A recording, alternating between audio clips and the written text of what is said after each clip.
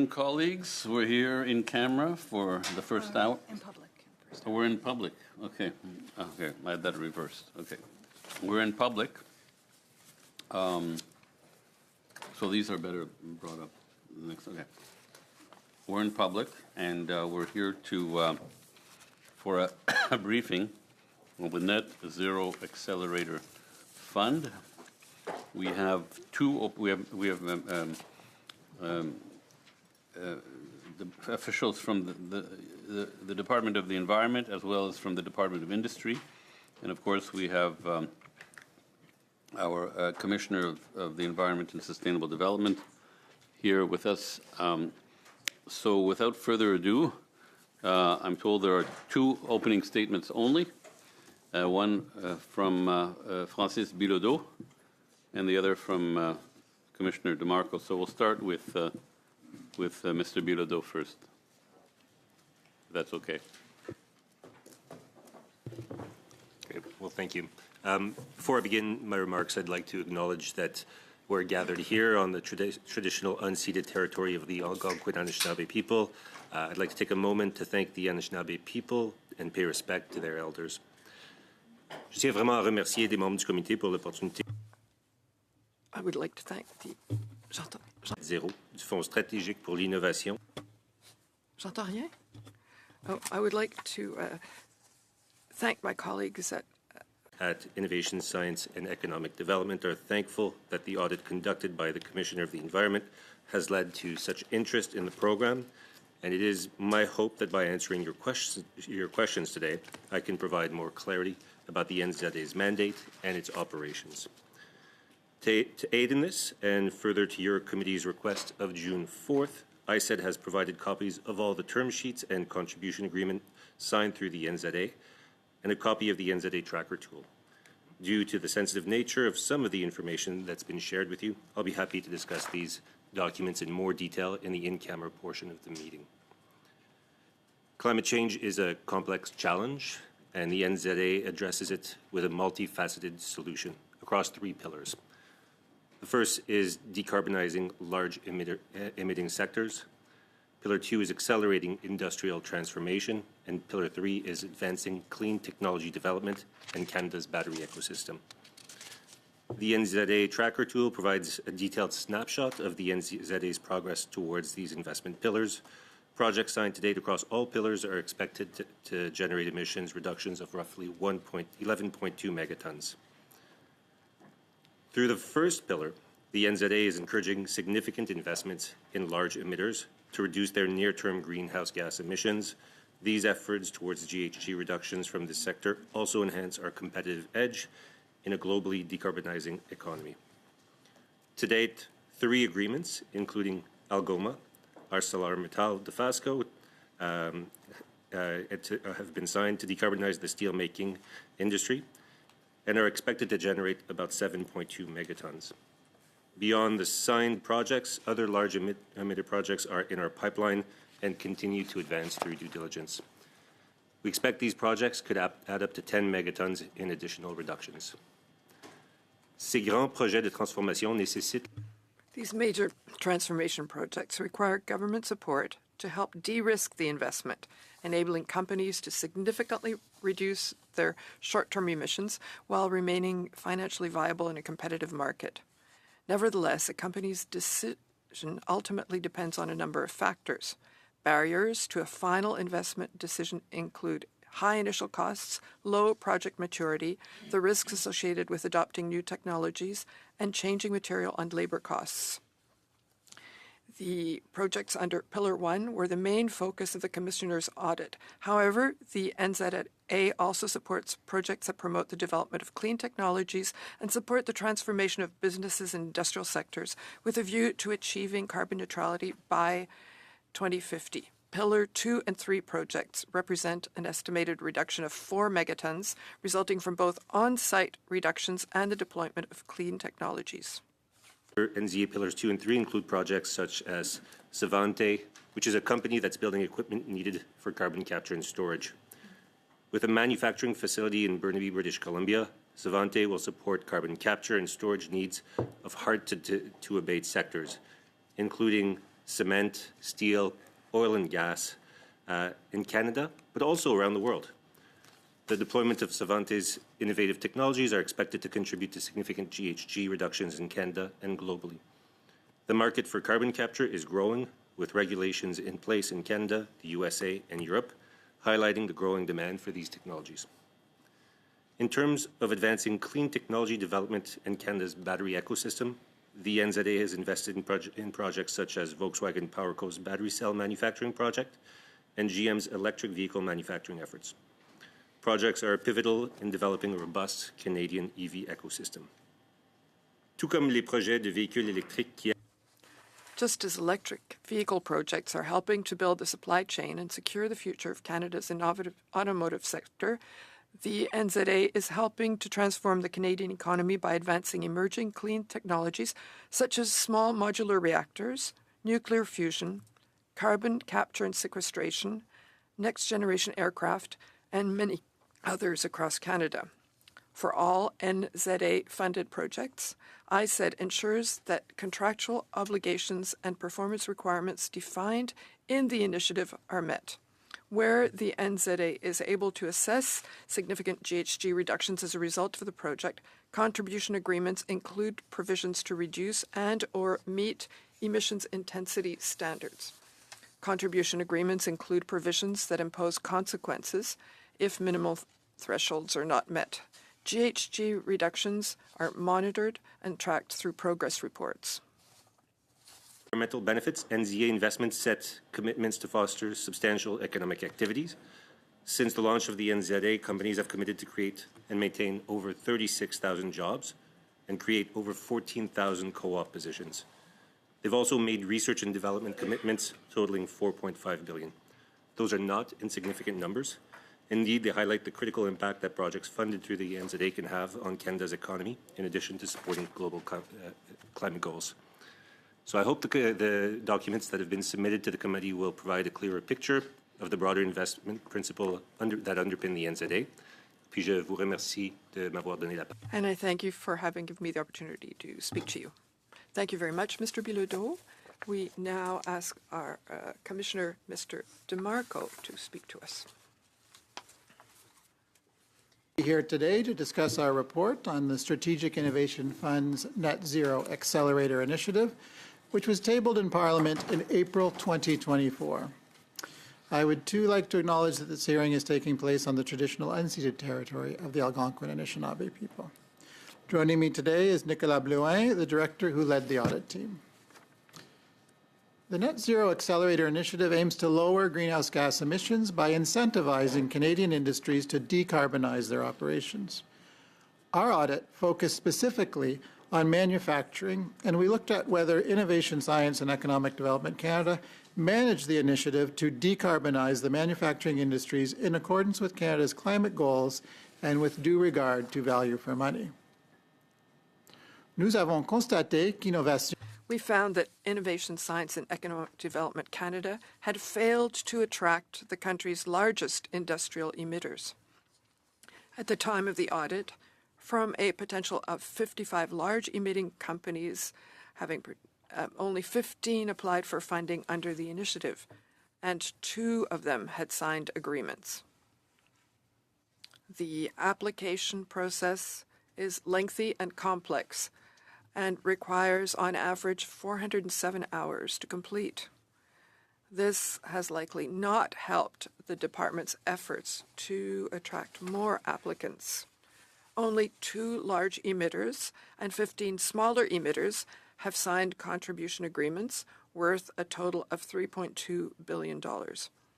But only 5 of these companies had a signed commitment to reduce their greenhouse gas emissions. These commitments totaled only 6.2 megatons, which is less than 1% of Canada's total GHG emissions.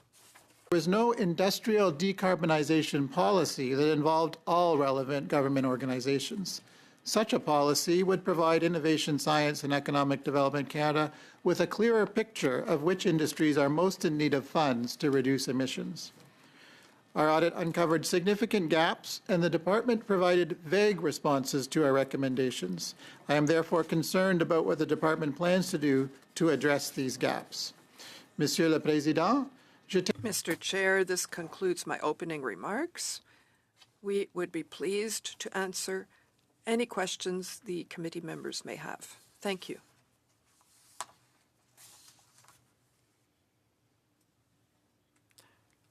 Thank you, Commissioner. Before starting, I would like to indicate that for the next 2 hours, I will assume it's the same meeting. We won't start the next hour with 6 turns. We'll continue with 6 minutes turns. We'll have 5 minutes. So the first turn is 6 minutes, and all the other turns will be 5 minutes long. Yes, Ms. Colts. Understanding we'd have 2 meetings, one in camera and one out of camera, and that those would be 2 separate meetings. Well, since the witnesses don't change, but, yeah, we're going into camera, but I mean, it's not like we have a new set of witnesses. The difficulty is that severely cuts off the time that the Bloc and the NDP have to question witnesses. It changes that pretty dramatically. It means that our follow-up questioning is shorter than normal, and my understanding is we were going to have 2 separate meetings. I understand. Yes, one would always want to get more time. I get that. And just to clarify, not more time, just the amount of time that would be normally allotted if we're having 2 separate meetings, one in camera and one out of camera. Just a moment.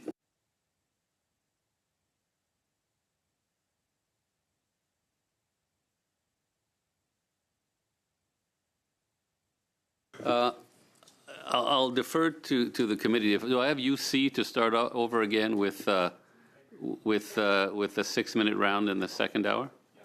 Yeah. Okay. Okay.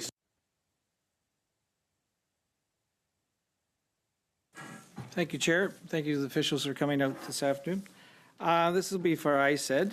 How much money was given to PowerCo through the Net Zero Accelerator Fund? Just the amount, dollar amount, please.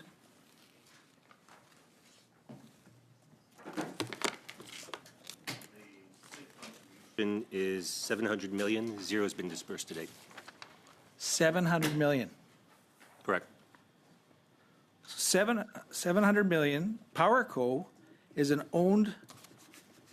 company is owned by Volkswagen Group, a German company that made over $450 billion in revenue last year. How many emissions are supposed to be directly reduced from the $700 million handout?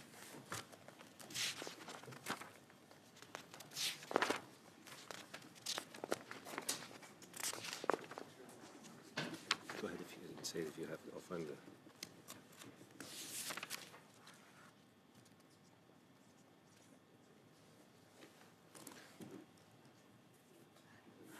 Maybe you can stop the timer. I don't know. Sorry, there's a number of projects, and so you're asking for specific megatons. We Yeah. do have the information. We just need a minute to get to it. Can we pause the time? Somebody has to So- look up. Well, how many emissions? So I will answer. Obviously, this is a battery deal, and if you look at the types of investments, our first pillar is about the large industrial emitters. They're intended to get to emissions in the 2030 timeline.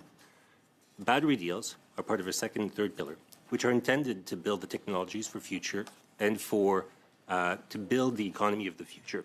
I realize there's different pillars and all that, but can you tell us how many emissions are directly reduced by a $700 million handout to this company? And so the investments we are making are intended to build technology It was that just will. a yes or no. Can you tell us how many emissions have been reduced? Our GHG emissions that we are calculated in a quantitative amount are those up to 2030. These are intended to generate GHG emissions beyond that, and so I you don't have can't a tell number us? to give you. You can't tell us. There's no You quantitative can't assessment. tell us how many emissions have been order, Mr. reduced Chair. for $700 million. Mr. to a Vancouver. multinational Excuse me, Mr. billion-dollar Mazier. company. Mr. Mazier. Our non-partisan witnesses who are here to help us help Yeah. reform our report are are not partisans, and they're not to be berated by my fellow MPs. I think that's inappropriate. They're not on trial for something, and that type of conduct is inappropriate. Okay, well, we'll continue, but I think Mr. Bilodeau's answer was pretty clear. There's two phases. One, which includes GHG reduction estimates, and the second phase is more geared towards laying the groundwork for the future. It's not that he doesn't want to say or that they've never thought about the issue, but it's just that that's the way it's divided up. But anyway, we'll continue. So I'll ask the question again. How many emissions are supposed to be directly reduced from the $700 billion handout to PowerCo? Just how many emissions? Can you tell me? Yes or no? That's pretty contradictory. That's simple contradictory, question. Mr. Do you have any idea? Mr. Mazier, I will try and answer. It's Mr. Mazier, I stopped the clock, but just so that we set the tone, there's a contradiction in your questioning there. You're saying how many, and then it becomes a yes or no question. But I'll let Mr. Bilodeau take care of himself. I'll just move on. Okay, I'll move on. How about that? go ahead, Mr. Bilodeau. I'm sure that we're going to hit our stride here. And it's going to be smooth, but. Our calculations are based on emissions that are up to 2030. Beyond that, calculating emissions is a very unclear science, so we've not done quantitative assessments, but we do expect that the investments in battery and the electrification. Okay, well, you can't, so you can't tell us. Point of order, Mr. I Chair. gotta have another second question. Sorry, This yes, one's Mr. pretty Vancouver. clear cut. Excuse me, This one Mr. is Mazier, really I've easy, I stopped the promise. clock. We have a point of order. We are finishing. I mean, the plan is to finish at 6:30. So what's the point of order? Just as Mr. Bilodeau started answering the question, Mr. Mazier interjected again. I It's would not like a point to of hear the order. answers. This is $8 billion, like to hear the Adam. answers. $8 billion, for heaven's sakes. Try to let's just tone it down a bit. Okay, go ahead, Mr. Mazier. Again, for I said, the Environment Committee ordered the government to release the contracts for the $8 billion Net Zero Accelerator Fund. When we went to read the contracts, over 360 pages were completely ripped out of the contracts. Who ripped out these pages? To be clear, no pages were ripped out, pages were redacted. We've tried to strike the balance between ensuring that the committee and Parliament has all available information that it needs to properly hold government to account and do its work. At the same time, we have obligations that are both legal and contractual. And so working with the committee, we built out an approach which is intended to ensure that you have information in camera. We have obviously a legal obligation to consult with third parties on the use of this information. You did not answer my question because those were pages ripped out of the contracts. They were numbered and there were pages ripped out of the contracts. A total of 360. This is what 360 pages look like. 360 pages are ripped out of these contracts. Now, who ripped them out? I went and read through the contracts. 360 pages were ripped out. Mr. Mazier, I think Who this is ripped a them prop. out? Mr. Mazier, I think this qualifies as a prop, especially since there's nothing written on those pages. This is the point. Yeah, This is the point. I understand, but it is a prop. It is a prop, and This is I what it looks prefer like, that Chair, we didn't though. use props. Like everybody You thinks, made oh, your point. You 360 made your pages. point This is about what- 366 pages, but let's not use props because it's gonna. Well, here, I'll just leave 'em right here. It's gonna go Anyways. sideways if we start using props. Yeah, and I don't have to remember. I guess the truth hurts. So, who ripped out the pages out of the contracts? The department removed information that was deemed commercially confidential in the context of our third-party consultations with the recipients. So, it was the department that ripped out the pages? The department removed information that was deemed commercially confidential by third-party recipients. Did the minister know that these pages were ripped out? The minister would have been made aware of the information that is being provided by to the committee. So the minister is on purposely ripping out pages of the contracts to hide information from this committee? The department is doing is meeting its obligation in terms of meeting its contractual obligations to recipients and its legal obligation vis-a-vis existing statutes to ensure that information that is commercially confidential and could cause prejudice to companies is not released. What is the government's emissions reduction target for the $8 billion Net Zero Accelerator Fund? Reports by both the Auditor General and Environment Canada have articulated that the program is expected to meet between 19 and 20 megatons reduction. It's our anticipation that the program will meet approximately that amount. Okay, time's up. Time's up, sorry. Okay, Madame Châtel. Merci, Monsieur le Président. Merci. Thank you, Chair. Thank you to our witnesses for being here, because it's important to talk about how we're going to shape Canada's economy so that we can be successful on the international level. We don't want to be left behind. There's a huge transformation of all global economies. And the Strategic Fund for Innovation, the Net Zero Accelerator are important funds to give an impetus so that we can align Canada's industrial sector towards a transition and success in tomorrow's economy. Thank you, Mr. Bilodeau. Thank you to your colleagues. I have questions about this global race to clean technologies. And can you explain to us how the Net Zero Accelerator helps position Canada on the international scene? Yes, certainly.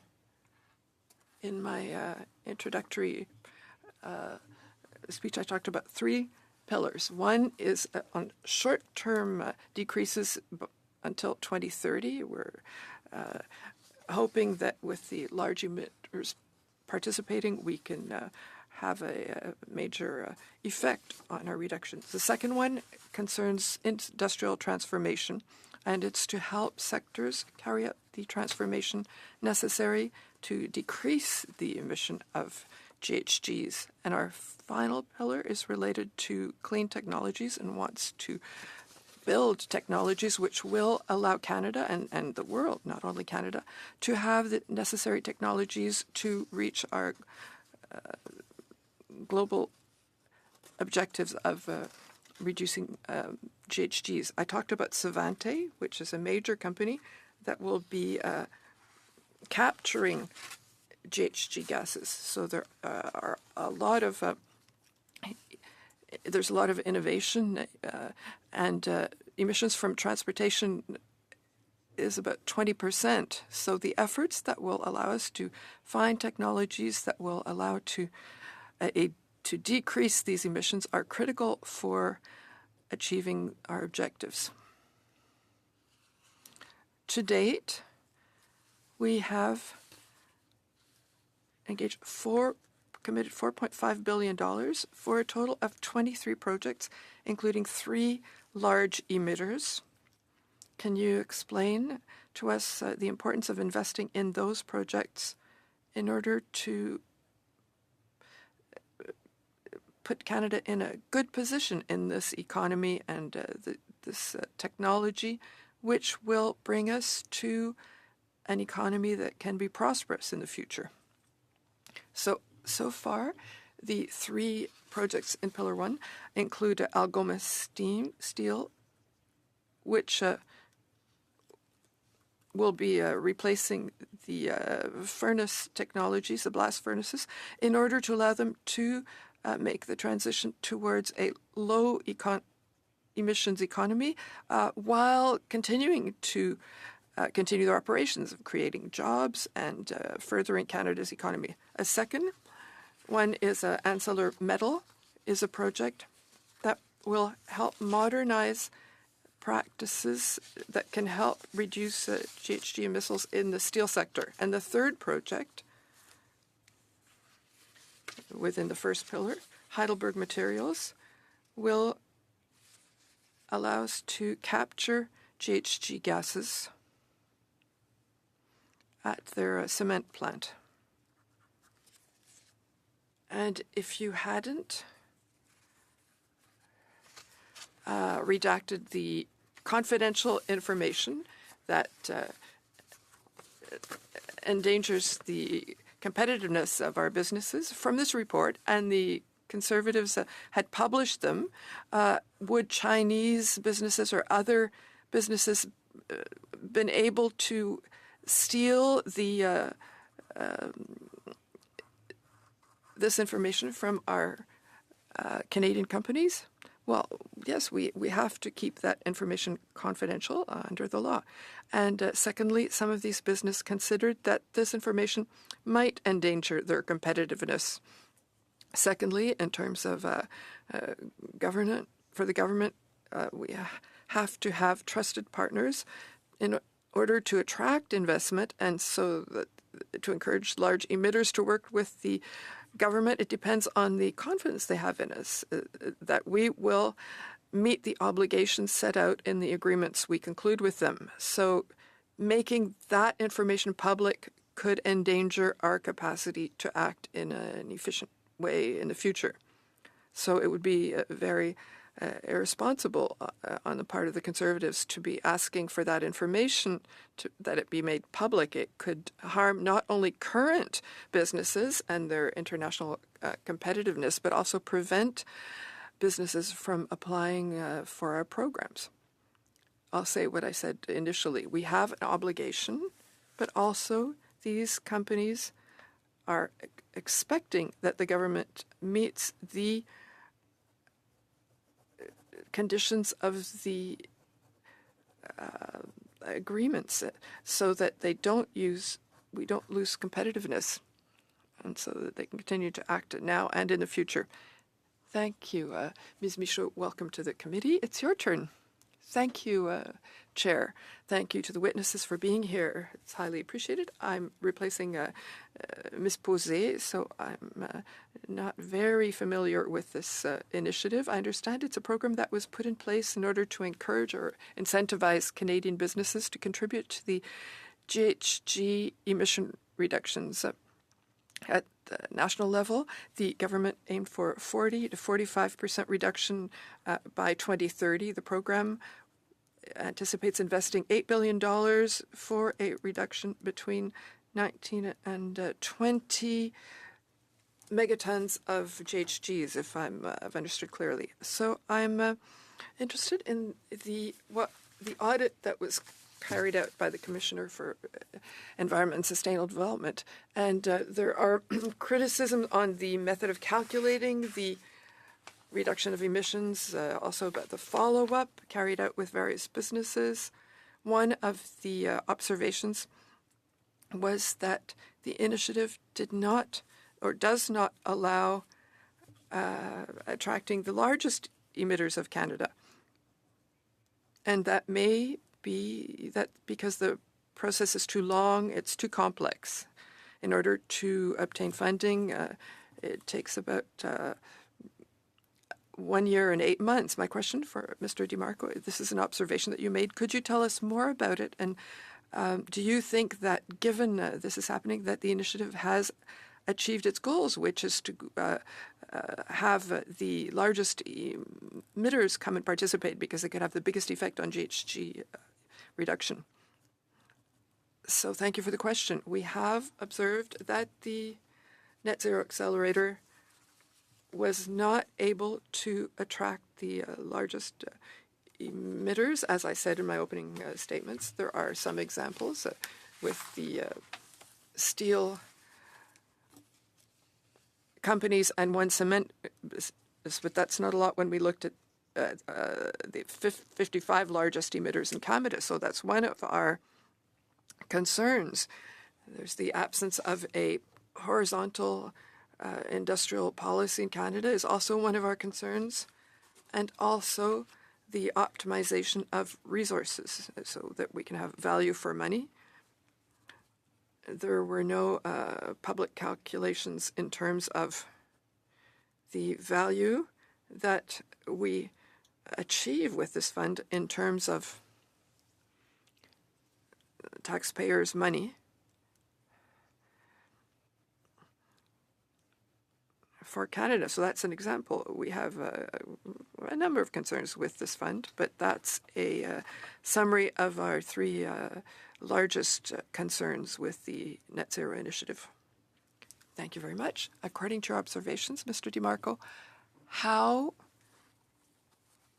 will the government, through the Department of Innovation and Environment, how do they do the follow-up with the businesses in order to ensure that the money that is awarded is connected with a decrease in GHGs? How do they make sure that once the money has been given out, there will be a decrease of GHGs emitted by the business? Is there a close follow-up that's carried out? And if so, how is that done?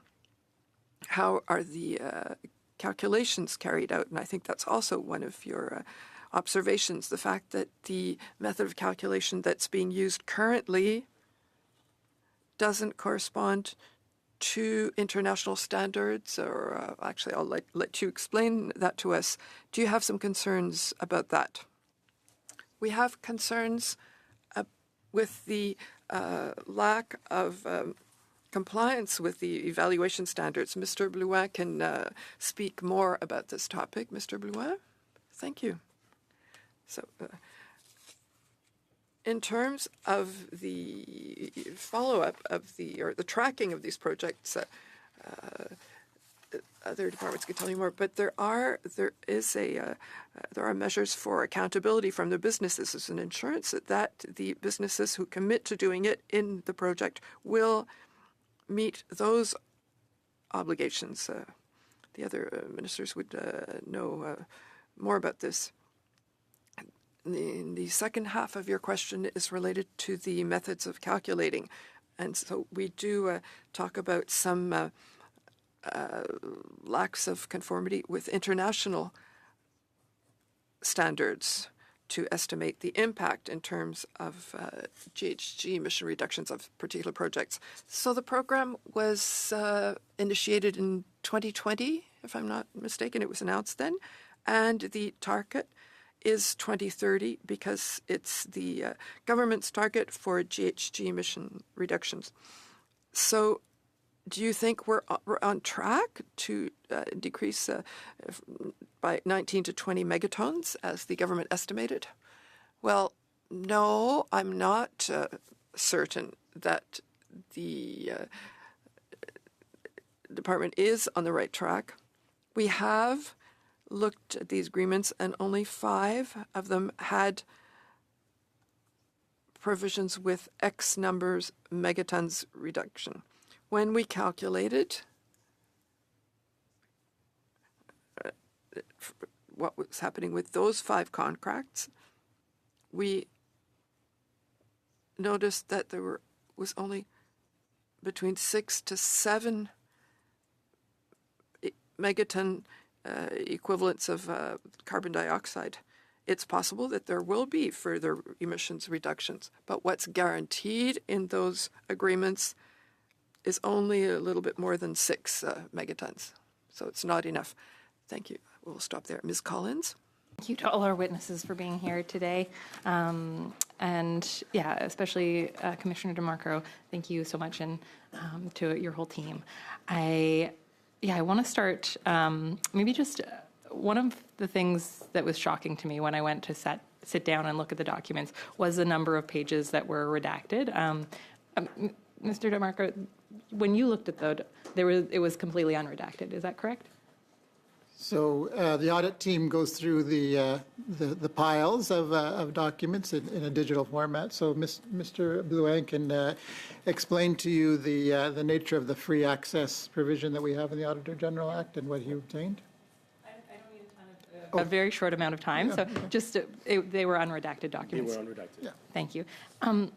So then maybe just when it comes to sending parliamentarians unredacted documents, I'm curious, when I looked at the information, it said minimal redactions, and despite the theatrics of some of my colleagues, I do agree that 360 pages, and those were just the ones that were removed. When I looked at other pages, huge sections of them were redacted, and so it does leave me with this question. Why aren't parliamentarians being given more information? And were all of those redactions absolutely necessary? And I guess maybe a connected question to that is, if we hadn't had our staff in with us, would the redactions have been, would there have been fewer redactions? To the answer, I appreciate the question. Number one is with regards to sort of the statutory standing of the OAG in their own act. Number two is the parameters under which they're provided, which is under NDA, which the committee, even in the second section, will not be under. And so in the context of our obligation vis-a-vis the proponents, our requirement is that we consult with them and seek their permission. That's what we did. With regards to the nature, understanding that 300 may seem a lot, but that is 300 in the context of multiple thousands of pages. And so to understand the type of information, it's almost identical across the sections that have been redacted, and they're primarily around the statements of work. Now, I did notice there were a few contracts where things weren't redacted as heavily, and I was curious about the difference, why some contracts was it just the permission given by those third parties, or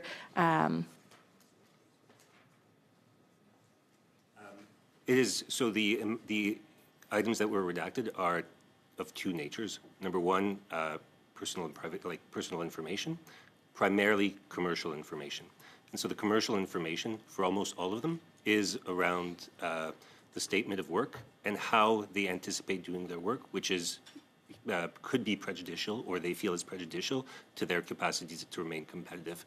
And so that is based on requests of the recipients. Okay, and then my final question, just around if it had just been members of Parliament who were accessing the documents, would the redactions have been legal? And I understand it is the same. It would have been the same regardless. Yep. Okay. I guess I have more questions about that, but I'll leave that for the in-camera session of this. And so maybe to turn back to you, Commissioner Barnco, can you talk a little bit about what you mentioned around the horizontal industrial decarbonization policy? This is something that my NDP colleagues and I have been calling for, a comprehensive industrial strategy. We see what the U.S.'s Inflation Reduction Act, what kind of impact that has had, and that we have not, kind of stepped up to that same level here in Canada. So can you highlight a little bit what a comprehensive industrial green strategy, how it would help us attract investment, and and the kind of reflections on the Inflation Reduction Act as well? Yes, I'd be pleased to. So, as you see from today, you have more than one department involved in the whole of government endeavor to meet the 2030 target, but each acts in some ways in silos. And so, what a horizontal industrial decarbonization policy for the government of Canada would do would be a big picture plan to guide all of the different departments, including the two that are here today, as well as NRCan, for example, in guiding their efforts as to where to best, from a value for money point of view, invest the Canadian taxpayers' money. So it's essentially the grand plan that would be weaving together all of the different elements of Canada's various subsidy programs for this sort of thing. In the absence of a grand plan, there is the fear that each department will work too much in silos and they won't maximize the value for money and act in a way that is considered coherent amongst all of their programs. And you provided some recommendations, and you mentioned that the responses to those recommendations, and just for clarity, was it just to ISED that those recommendations went? And you mentioned some of the responses were vague. Was the response to this recommendation in particular vague, and can you speak a little bit more to that? Yes. So as we indicated in the report, our audit uncovered the larger issue that the government of Canada as a whole needs to address. So each department has its own mandate, but sometimes an audit reveals, even though this has only one auditee, reveals a larger problem that admittedly ISED itself can't resolve on its own unilaterally. It would need assistance from the central agencies and government as a whole. So that's recommendation 20, where we recommended a strategic horizontal approach to detail the steps to reach Canada's climate goals. So this is what we just spoke about. And Okay, I'm gonna have to indeed, stop. their response is Yeah. vague, and that's their response I'm to going to have to recommendation stop there. 20. I'm going to have to stop there. We're well over time. We'll go to a second round, a 4-minute and 2-minute round. Mr. Deltel, Cabinet. Merci, Monsieur le Président. Bonjour, collègues. Thank you, Chair. Hello, colleagues. Welcome to your Canadian Parliament. We have to remember we're here to talk about $8 billion of taxpayers' money. Let's remember that the program we're analyzing today is called the Net Zero Accelerator. The goal is to decrease the greenhouse gas emissions, and that's aimed to be 40 to 45% by 2030. The public documents that we have say that it's a foreign business, Volkswagen, that received from Canadian taxpayers $700 million. And let's be clear, Mr. Bilodeau, I'm not looking for the caramel secret, or I don't want to know how they're going to be building the batteries, or manufacturing the batteries, and where. But your goal is to reduce emissions. That's a clear question. How many emissions will be reduced with the $700 million of taxpayers' money that were awarded to a foreign business? Du programme, pas uniquement. The program is not just a reduction of short-term emissions. It includes the transition and also developing new technologies. So we have to consider all aspects. Second point, in relation to your question, is I still don't have a number to give you. Well, that's the problem, Mr. Bilodeau. We're talking about $700 million. I understand that your goal is a long-term goal, but it's also to reduce from 40 to 45% the GHG emissions by 2030. That's in your mandate letter. I'm not inventing it. Now, you have awarded $700 million of taxpayers' money to a foreign business, and you can't tell the taxpayers how many greenhouse gas emissions will be eliminated by then. So this project was funded under Pillar 3. I'm not talking about Pillar, I'm talking about taxpayer money. Canadians have given $700 million to reduce GHG emissions to a business. How many will be reduced with the $700 million that Canadian gave to a foreign business? How many GHGs? I have no more information than I had to give to a preceding intervener. So Canadian wants to know. Point of order. Yes, Ms. Châtel. We're repeating a question that cannot be answered. When we're talking about transforming an economy to a green economy, what's the point of repeating a question? Going into debate, I think it. No, but I'll make that determination. What I would say is, yes, there's repetition, but that's the prerogative of the questioner. If the questioner feels that repetition will, over time, bring out new aspects of the question, then that can be their questioning strategy. But so I don't, I understand what the tactic is, but it's. No, I'm saying in terms of questioning. No, but I'm saying it's okay that you can do that. I will, for sure. Yeah. You don't mind? No. What I'm saying is I don't agree with Madame Châtel's point of order, that you can ask the question as many times as you want, because it may be a way to shake the tree loose a bit. Well, So go ahead. Soyons très clairs, et ça s'adresse à tout le monde. Let's be very clear, and this is for everyone. In the mandate letter of the project that's called Net Zero Accelerator Initiative, it targets a decrease in GHG gas emissions by 40 to 45%. I'm not inventing anything. Okay. So continue to ask questions of our witnesses. my question isn't based on an answer we can't get. It's based on a letter of intent, a mandate letter, where it says that you have the goal of reducing them by 40 to 45%, and you're not able to target the reduction that you're carrying out with the business that you've awarded of $700 million. So I'm not criticizing you, but Canadians learned recently that the Green Sustainable Technology Fund was in which $390 million hadn't been managed according to the ethical rules. So how can that happen? I'm also talking about something else, Lyon Electric, $500 million. And no one profited from it. The company is in great difficulty. Recently, the mayor of Saint Jérôme gave his opinion. He said, 3 years ago, we had Justin Trudeau come to us, and he was announcing buying money for school, transporting school children. So $500 million. I'm not the one saying it. And he's saying that the program never functioned. Mr. Van Koeverden, 4 minutes. Witnesses for coming today, and for my part, thank you for protecting the integrity of these contracts from partisan games. I do not believe that it would suit.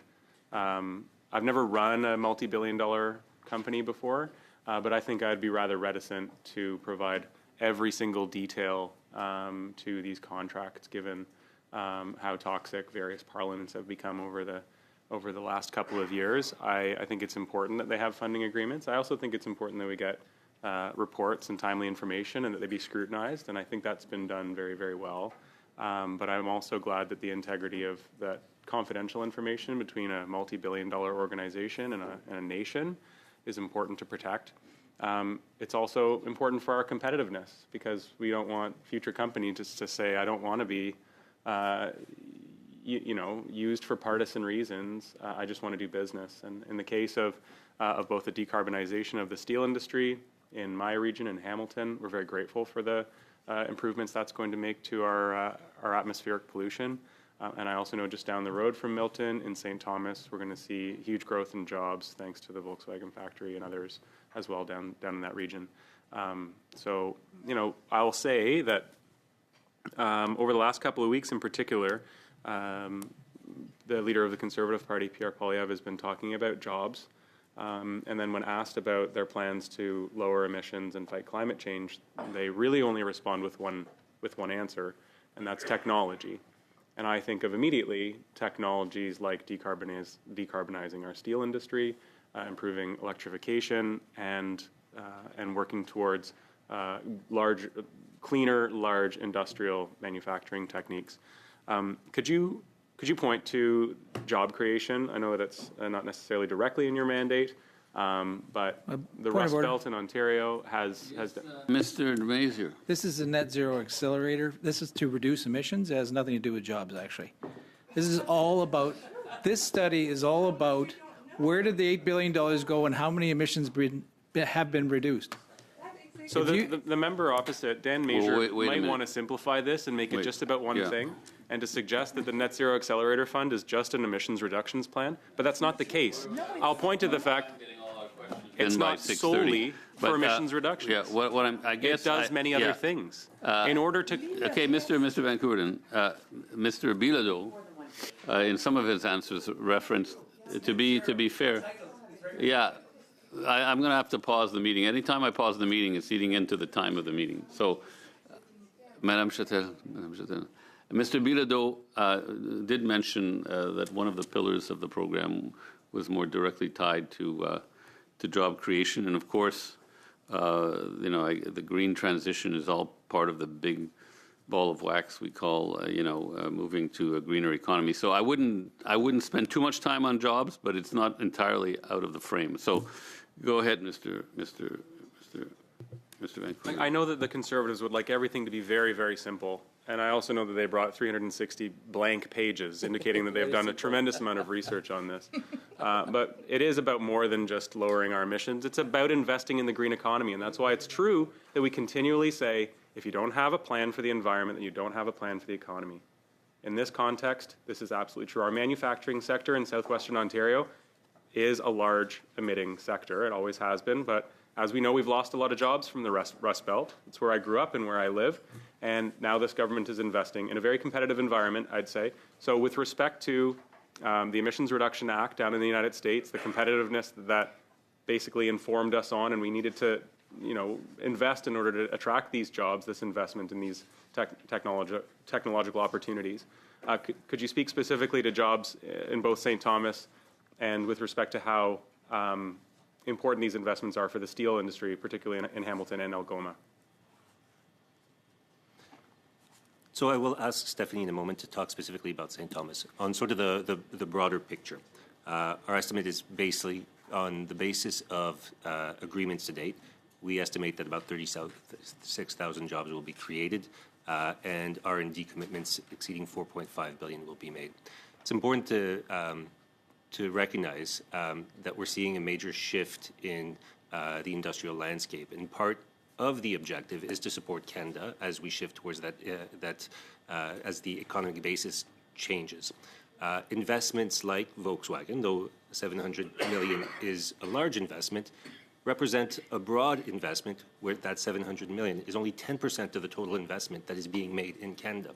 And so while there is certainly an objective on the short term, particularly around Pillar 1, around achieving short-term megaton reductions, there's certainly a broader objective to the program around the restructuring of the economy and the development of the technologies that will help both Canada and the world meet GHG emissions. Merci. Madame Michaud, vous avez 2 minutes. Merci, Monsieur le Président. Thank you, Chair. When I was asking Mr. DiMarco my questions, Mr. Bilodeau, you didn't seem to completely agree with what Mr. DiMarco was saying. So I would like to give you the opportunity to answer those questions. I will list them all quickly, and I'll leave you the rest of my time. So it's 5 years until the 2030 target. Do you think we're on the right track for investing all this money to decrease the emissions by 19 to 20 megatons of greenhouse gas? Do you agree with the fact that the process is too long and complex for businesses to be able to profit from that program? And why is it so long and complex to include the agreements? And why are we not attracting the large emitters who should, in my opinion, be the ones that would make the biggest changes and biggest reductions? I'll let you answer. So about the first question, it's the department's estimation that currently it's about 11 megatons. It's 6 to 7 in the contractual agreements. There will be penalties for the companies that can't reach their targets. So that's a conservative estimate. So even then, there would be a larger effect on emissions than the 6 to 7 in the contracts. With the projects that are being initiated, we estimate that we should achieve about 20 megatons. Of course, there's always a certain degree of uncertainty in these figures. There are always is always uncertainty in this type of project. In terms of the long and complex, so the investment is about $200 million. So the government feels they have to do due diligence and make sure the process is good. And I understand that with these energies, Canada must be the largest investor. So our investment generates activity and interest in the project. Thank you very much. Ms. Collins?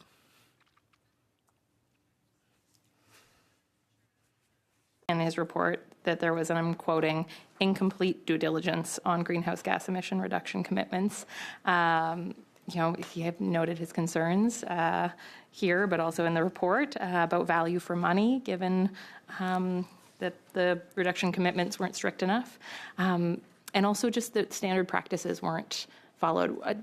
What's the minister, or were there any concerns raised in the drafting of this and when the minister was approving projects? At any point, did people raise these concerns before the audit happened?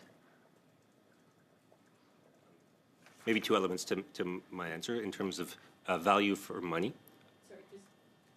Could you start with a yes or no, just in terms of did anyone raise these kinds of concerns before the audit occurred? In terms of incomplete due diligence? Incomplete due diligence on greenhouse gas emissions reductions, concerns about value for money given the emission reductions were not strict enough, double counting, the not following standard practices. Were there any concerns raised? So value for money would not have been our own assessment in terms of, so we would. Sorry, but just, do you mind starting with the question? Did anyone? The minister was fully informed of due diligence. And no concerns were raised? And in all instances, it was the recommendation of the department that the projects. But were any concerns raised at any point by the minister or anyone in your department, anyone before this audit took place? Not to my knowledge. Okay, thank you. What about the fact, one of the things I was curious about, the commissioner noted fast track, projects could be fast tracked with a letter from the Prime Minister. Is that standard practice in other departments? Well, I should clarify. In all instances, projects went through full due diligence of the department. That includes review by the GHG committee, the Investment Review Committee. In this specific instances, the program provided for, in some instances, where time was in the essence. And is that a normal process in other departments? That is, in all instances, projects were approved by one or the other Cabinet Committee, either full Cabinet or Treasury Board, in all instances by Treasury Board. And it is not in deviation with what we might see in programs. Thank you. Okay. Mr. Leslie. Pardon? Yeah. Thank you, Mr. Chair. I'd just like to start with a fairly straightforward question. What is the government's emission reduction target? And I'm using the word target specifically. What is the emission reduction target of the $8 billion Net Accelerator Fund?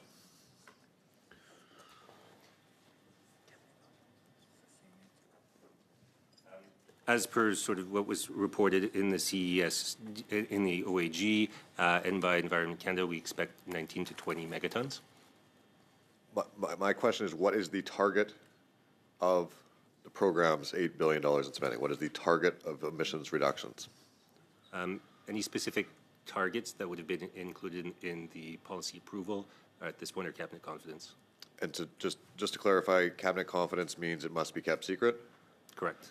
Why would the target number of emissions for $8 billion need to be kept secret? As I said, I am bound by cabinet confidence, and so at this point, I do not have. Could you guess why literally a number would need to be kept secret? I wouldn't provide conjecture in that space. Okay. Now, the Liberals gave $61 million to Pratt & Whitney, which is a subsidiary of Raytheon Technologies, a multi-billion-dollar aerospace and defense company, to develop a new type of engine. And my question is, do you think that company could develop a new engine without $61 million of taxpayer money? I believe that the investments provided both help secure Canadian mandates, development of technology in Canada, work in Canada, and hopefully will lead to technology that will lead to decarbonization of a fairly emissions-intensive sector. Now, in the case of that contract, how much could be non-repayable? How much could be not paid back to the government? I think that's information that is within the realms of the contribution agreement. I would propose that that's appropriate for the second part of the discussion. Okay. Do you see why it's frustrating for the folks I represent, all of us represent, when we're seeing taxes increase on seniors, on home heating, on just life in general, and we're seeing billions of dollars handed out to big, sometimes Canadian, European, other nations around the world based parent companies without an actual commitment of any type to reduce emissions? Do you see why that's frustrating for folks? I have no comment on that. Okay, well, I view it in many ways as a blank check for big companies, and I think many taxpayers do too. Now, as discussed earlier, the Environment Commissioner discovered that you did not conduct value for money audits. So continuing on in that space, since you have no credible data, you won't tell us what the target of the entirety of the program is. We have no credible data to ensure that emissions reductions actually take place, and therefore we can't measure the cost effectiveness. How can you guarantee the folks that I represent that there has not been wasted money? So I could say that the projects were all individually reviewed in quite thorough ways for a number of factors, including job creation, including technology development, and particularly for the ones that are in phase one, their megaton reductions till 2030. The due diligence process is actually fairly rigorous, hence we were discussing the length of time it makes, and help to support the development of Canadian industry. I mean, I would hope that it's rigorous.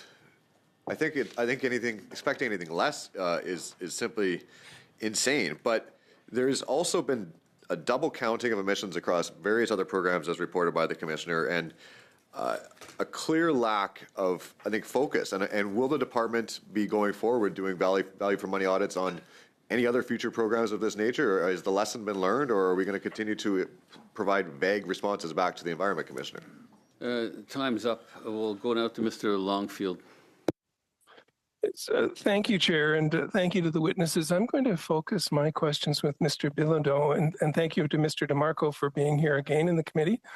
When Mr. DeMarco was last at our committee, we talked about the gap between policies being launched and then getting results on the greenhouse gas reductions. I'm looking at this from two different angles. One, I've worked in electric arc furnaces or on electric arc furnaces in steel mills. They're massive. When you shut down an electric arc furnace, you shut down the steel mill. And so timing on working on those furnaces, sometimes you have to wait years to get into the production schedule to work on a furnace. I've also worked on the dryer kilns in concrete plants, and it's very much the same. When the kiln goes down, the plant goes down. When we're looking at the large emitters in the phase one, we're actually talking about getting right to the heart of their operations, and that's not an easy thing to do. Second part of my comments would be working with the board of directors, and I've sat on boards of international companies. The Canadian division has a Canadian managing director. It's a separate balance sheet within a larger organization. You have to ask for capital for your region. You have to get board approval for capital for your region. Then you have to expend the capital and implement the improvements that you've pitched to the board in order to get approvals. So between getting things through boards of directors and through production, could you talk about the real life challenge of businesses trying to implement net zero programs that we've put forward? Appreciate the question. I think the decisions that face companies that are making very, very large investments with a view to decarbonize is multiple. Obviously, they have shareholders, they have business imperatives. I will actually ask Stephanie, who's more directly involved in sort of the negotiation and the collaboration with the companies, to maybe provide a bit more. And thank you. And I'm not looking for excuses for the businesses. I'm looking at what is the real life consequence of trying to get a program implemented. If I can, Mr. Chair, I would say, the member is correct. These are incredibly complex, large, high-risk projects that often require significant inputs and decisions for the companies to decide to make final investment decisions. In the case of a lot of the projects under Pillar 1, and as is the case in a number of the projects that we continue to have in our pipeline, companies, we're often the first in as providing a commitment towards the project, not dispersing, not signing a contribution agreement, not dispersing funding, but as far as sending a signal that this project is going to advance Canada's net zero objectives. And we do that. I think as the audit actually pointed out, I think 6 out of the 10 projects that were the CTA projects that at the time of the audit, 6 of those were in FEED study at the time of the audit. So then, the companies need to take a look at a lot of things. They need to look at making sure they have the full financial stack. They need to make sure they're going to look at regulations.